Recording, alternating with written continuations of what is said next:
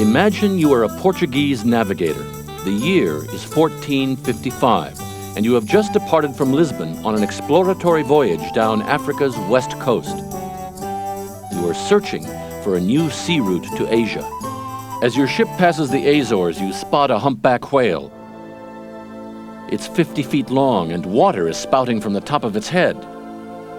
Not knowing what to make of such a creature, you quickly turn your ship and head for home. The first explorers who sailed the oceans spotted monsters that filled them with terror. And so, as long as man believed that the oceans were not navigable, the continents of the earth remained divided. Of course, civilizations flourished around the globe, but separated by the menacing oceans, they often existed in isolation.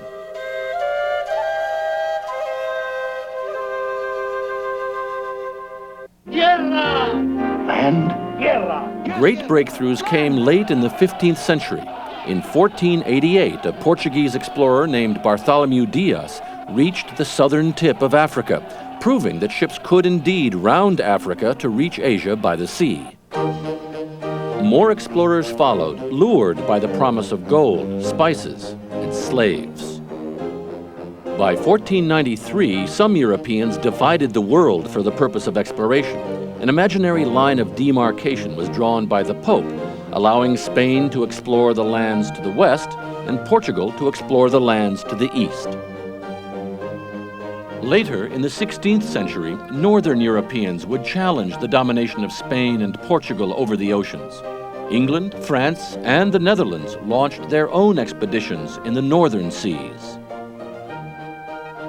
The age of exploration brought far-reaching changes to the world. Different cultures met for the first time, and goods and ideas were traded throughout the globe.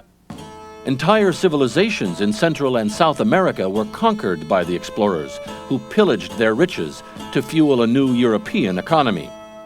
Shipping, banking, and overseas trade flourished in the new and expanding Europe.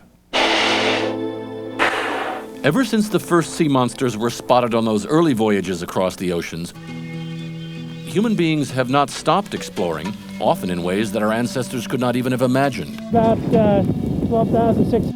Here, for example, on the coldest, driest, and windiest continent on the planet, Antarctica, scientists are preparing for a future voyage to Mars.